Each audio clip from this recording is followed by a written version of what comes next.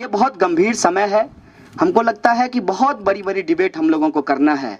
AFSPA से लेकर के तमाम सवालों पे जेएनयू बेबाक तरीके से बोलता रहा है और बोलता रहेगा। मुद्दा यह है कि इस बेबाकी के ऊपर जो हमला किया गया है, पहले उस बेबाकी के पक्ष में हम खड़े होंगे और फिर हम तय करेंगे कि जो बेबाकी है हमारी वो बनी रहेगी। उसमें आपसपा से लेकर के इस देश के अंदर जो इंटरनल सवाल है या इंटरनेशनल सवाल है जिस पे जेएनयू खड़ा होता रहा है, खड़ा होता रहेगा, उस चैलेंज को हम एक्सेप्ट करेंगे और न सिर्फ एक्सेप्ट करेंगे बल्कि उसको सच बनाने के लिए अपने संघर्ष को जारी रखेंगे। इन्हीं शब्दों के साथ पिछले दिनों, एक दो दिनों में जो सोशल मीडिया पे और मेन स्ट्रीम मीडिया पे चला है, उसका जो एक ब्रीफिंग है वो मैं आपसे कहना चाह रहा था। इसके अलावा और बहुत कुछ हो रहा है, इसीलिए मैं बार बार मुद्दे पे आना चाहता हूं, लौटना चाहता हूं। यूजीसी ने अभी एक सर्कुलर पास किया है जिसमें कहा है कि जो हम पीएचडी करते हैं उसको हमारा टीचिंग एक्सपीरियंस काउंट किया जाएगा। प्रमोशन में रिजर्वेशन नहीं है, हम सब लोग जानते हैं, एसोसिएट प्रोफेसर के लेवल पे। फिर उसका किस तरीके से इस्तेमाल किया जाएगा, इन मुद्दों पे बात होनी चाहिए।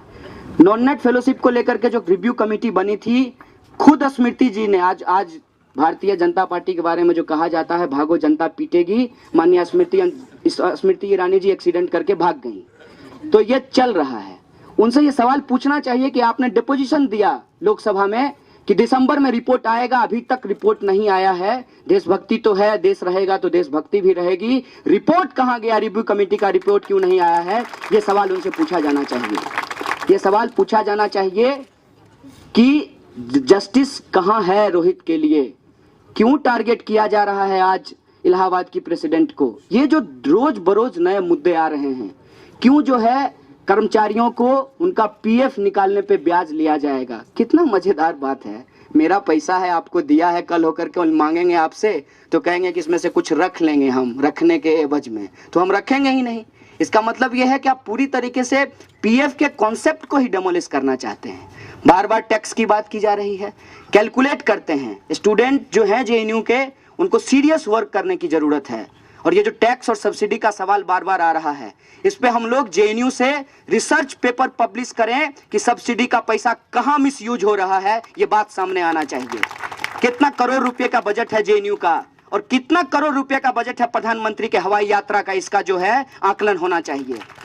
सरकारी व्यय में कहाँ चीजें बर्बाद होती है वो सामने निकलना चाहिए। हमको देंगे तो सब्सिडी और अमीरों को देंगे तो इंसेंटिव, नहीं चलेगा। ये नहीं चलेगा। सब्सिडी वो ले रहे हैं, इंसेंटिव आप यहाँ खर्च कर रहे हैं क्योंकि हम रिसर्च कर रहे हैं। आते वक्त मुझे एक सिपाही ने कहा जेल से, सब कुछ तो ठीक है, तुम बच भी जाओगे, ऐसा हो सकता है, लेकिन जेएनयू का फंड कट हो जाएगा। हम बोले कि जेएनयू का अगर फंड कट हो जाएगा तो हम नहीं बचेंगे।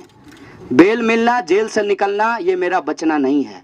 मेरा बचना है कि जेएनयू उसी फॉर्म में जिंदा रहेगा जिस फॉर्म में जेएनयू है, और हम उसको लेकर के लड़ते रहेंगे, यही हमारा कमिटमेंट है। जेएनयू के टीचरों ने एक बार कोर्ट में लड़ते हुए, मार खाते हुए साबित किया कि जेएनयू के हम पढ़े हुए स्टूडेंट पहले हैं, टीचर बाद में हैं। वीडियो को लाइक, कमेंट और शेयर करना बिल्कुल ना भूलें और ऐसी ही अपडेट्स के लिए चैनल को सब्सक्राइब करें और बेल आइकन को प्रेस करना ना भूलें ताकि हमारी हर वीडियो की अपडेट आपको सबसे पहले मिले।